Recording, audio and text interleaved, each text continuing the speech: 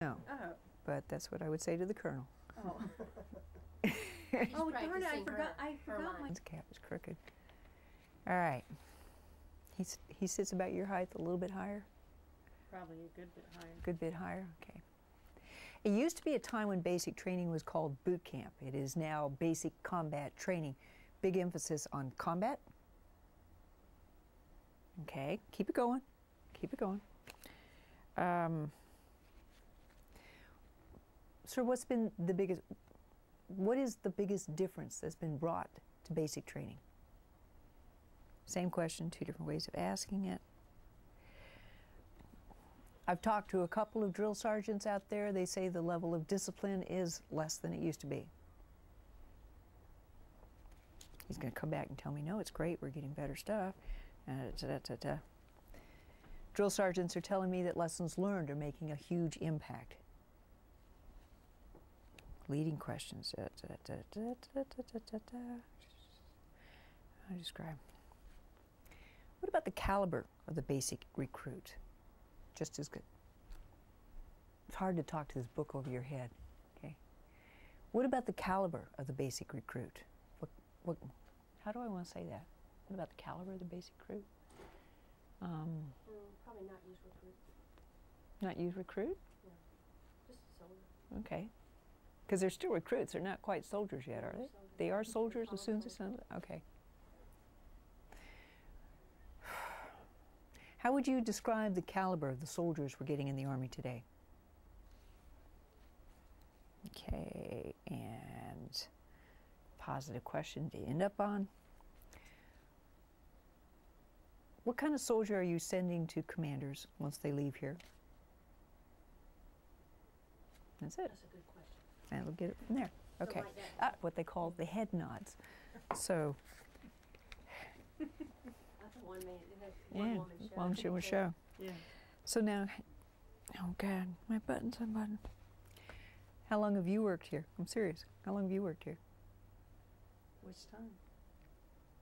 I don't understand. I've been a drill sergeant here. I took basic and AIT here.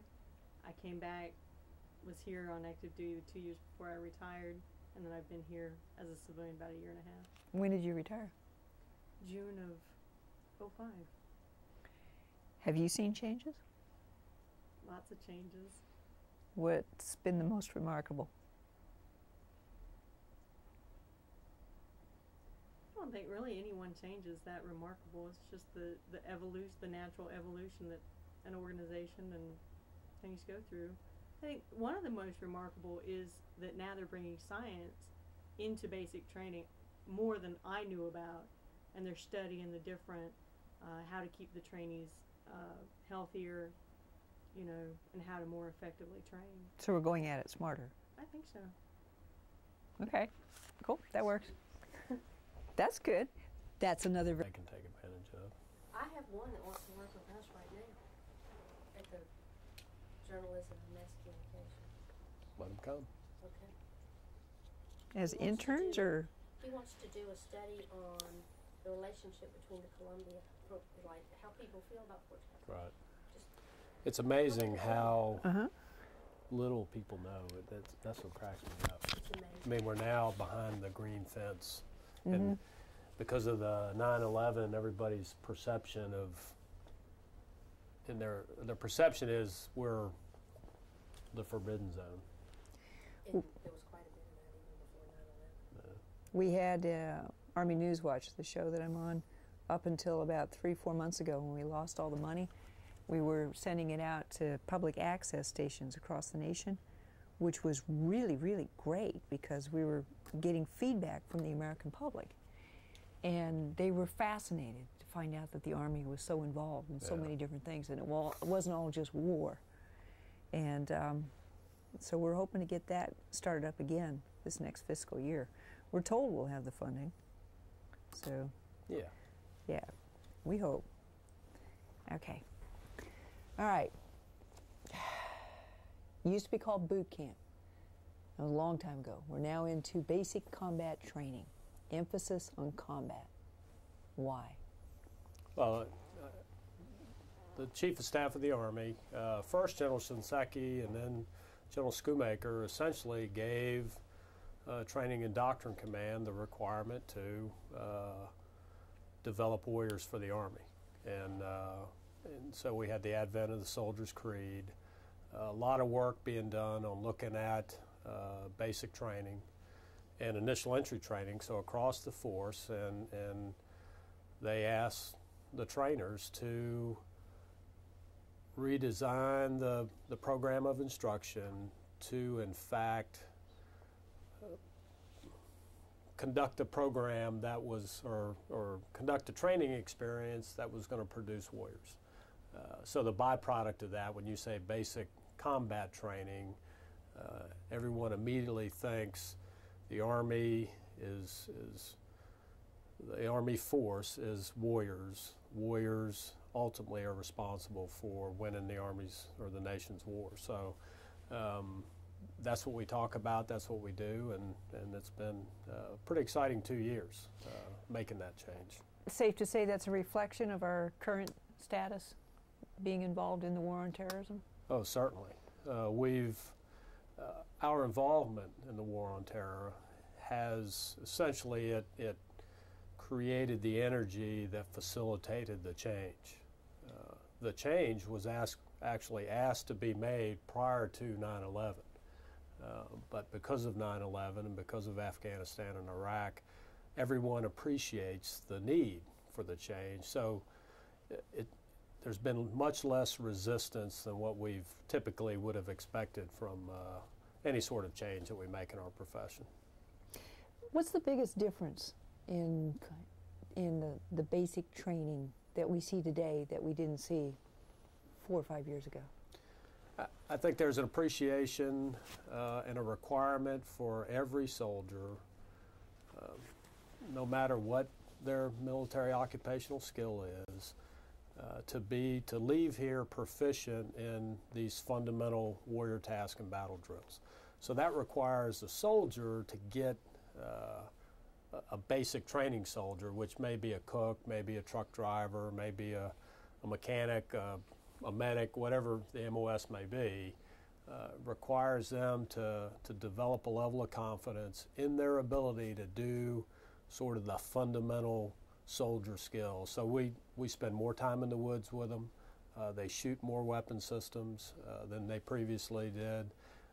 They get exposed to and they're able to familiarize with all of the equipment that soldiers are using today in Iraq, where if you were a medic, you may never see or even touch a machine gun in basic training. Now we're going to make sure that they are at least familiarized and have fired them so that if they have to use a machine gun, they're prepared to do that.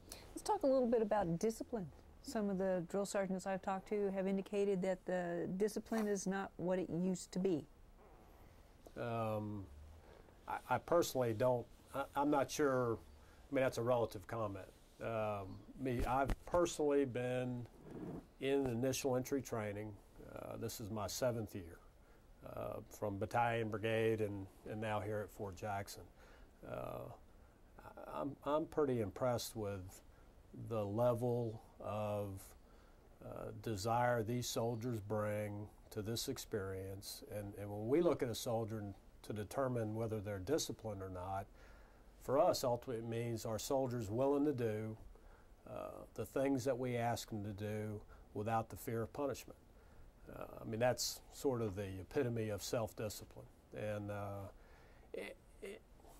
in our sort of complex business, people first sometimes have a difficulty understanding what discipline really is. And it's essentially, hey, you're going to do what we ask you to do to the standard that we're asking you to do it, without you thinking that if you don't do it, I'm going to hit you over the head with a hammer.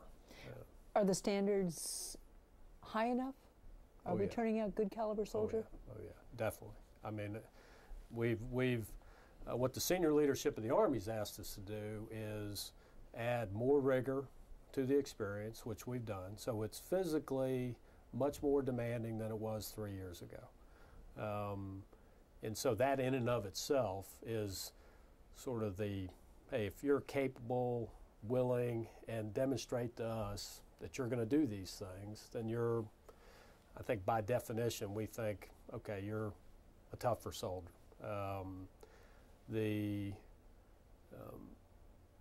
The complexity of the experience, I mean, the pace of learning. If you compared the 9 weeks 4 years ago to the 9 weeks today, you would see that soldiers actually have to demonstrate, have to learn and then demonstrate proficiency on many more things than they used to. So just the pace of the experience it's more rapid for them, which is difficult. What would you describe as the biggest challenge? I think it's just adapting to our culture. I mean, soldiers come into this profession. I think 50% come from military backgrounds. That's normally the statistic that we capture. So they're somewhat familiar with military. A parent or a family member has been a member of the military. The other 50% don't quite understand our culture, and so it's a shift, a pretty rapid shift that we bring about to say, okay, you can wear your jeans however you want them. Well, when you join our profession, we've got a standard associated with virtually your entire life, and so that piece is a pretty difficult transition. One thought I got. Right back to the old ways, and somewhere along the way.